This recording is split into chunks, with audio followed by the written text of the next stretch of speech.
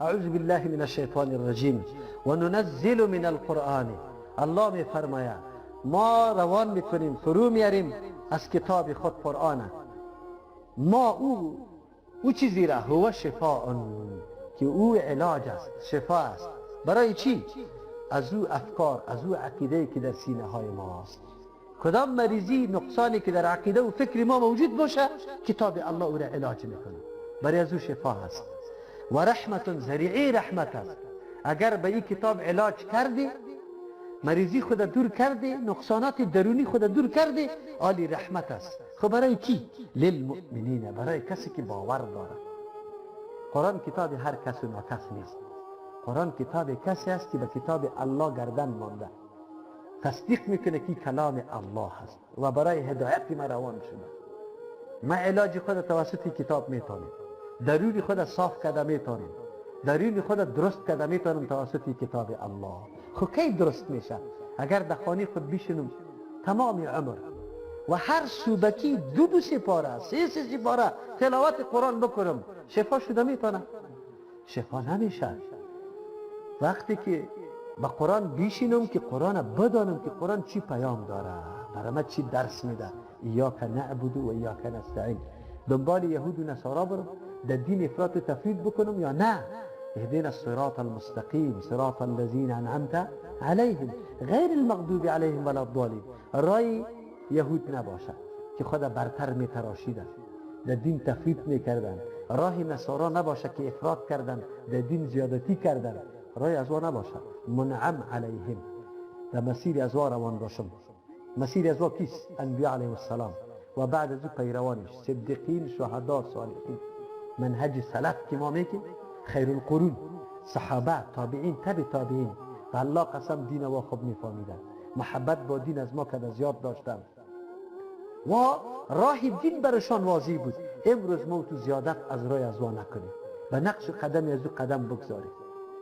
همه قسم تفسیر که از دین کرده بود و همه قسم عمل که به دین کرده بود، تو همه قسم بکن، دیگر راه نجات نیست. تو هر رکعت نماز میگی صراط الذین انعمت علیهم. قرآن بر ما میگه، الله متعال میگه که ما قرآن روان کردیم شفا، علاج تبکو.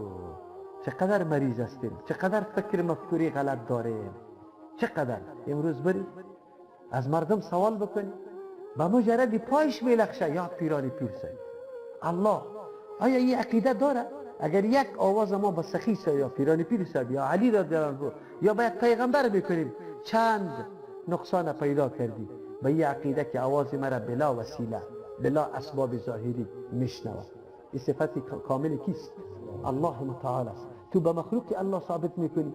دوم عقیده داری که دستی از آن ما خبر پیدا کرد، ما در کجاستم و در چی مبتلاستم، بدون اسباب ظاهری و وسیله. این صفت کامل کیست؟ که بلا اسباب ظاهری الله از حال هر کس خبر داره. سوم آواز به این خاطر دادی که مرا از این معضله و از این مشکل نجات بده، بلا اسباب ظاهری، از راه دور، از عالم غیب کی بری تو مشکل طرف کرده میتونه. صفت کیست؟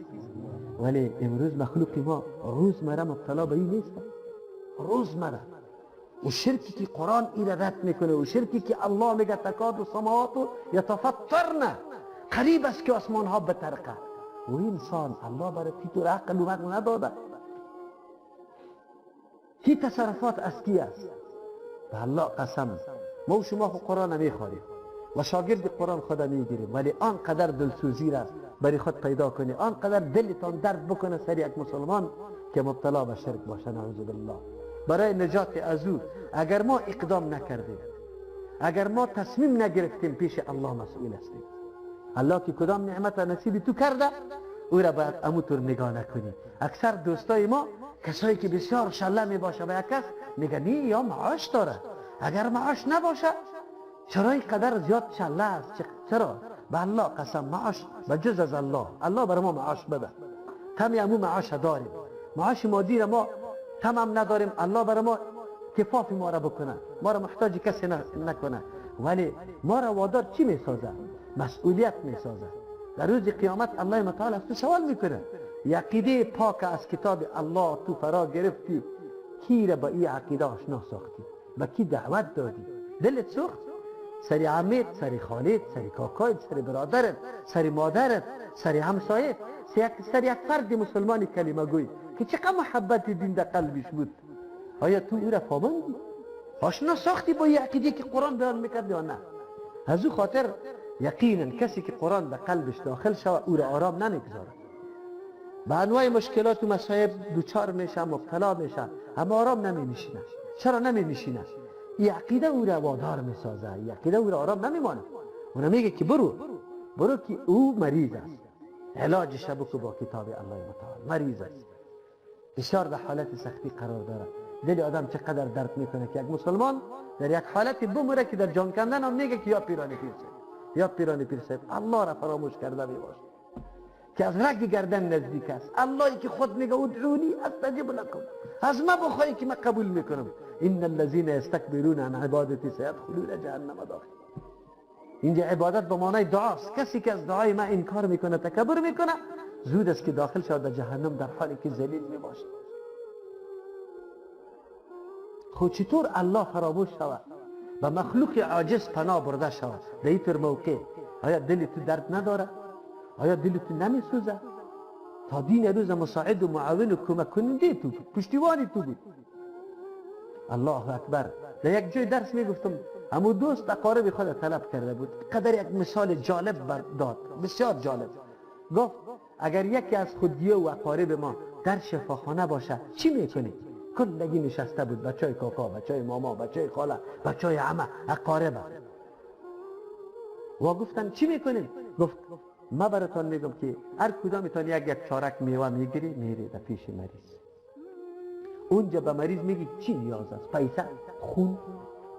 برای بهبودی جسم از آنقدر تلاش میکنی هر کدامتون و یکیتون هم باقی نمیمانه. گفتو او اقارب، آیا به خاطر از این کوشش نکنیم که یکی از اقارب خود از عذاب جهنم نجات بدیم، از شرک نجات بدیم؟ کلگی سر پایین انداخت.